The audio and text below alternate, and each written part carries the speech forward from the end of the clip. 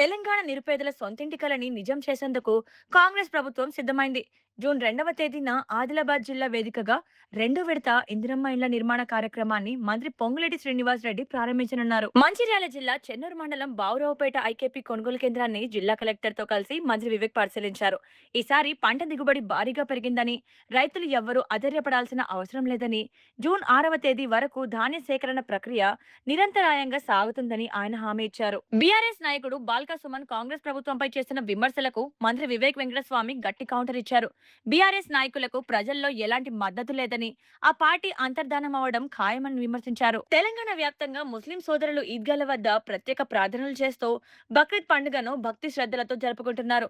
హైదరాబాద్ లోని చారిత్రాత్మక మక్కా మసీదుతో పాటు జిల్లాలోని ప్రధాన ఈద్గాల వద్ద మంత్రులు, ప్రజాప్రతినిధులు పాల్గొని ముస్లిం సోదరులకు పండుగ శుభాకాంక్షలు తెలియజేశారు. రాష్ట్రంలో ఎండల తీవ్రత సాధారణ స్థాయి కంటే ఎక్కువగా నమోదవుతోంది.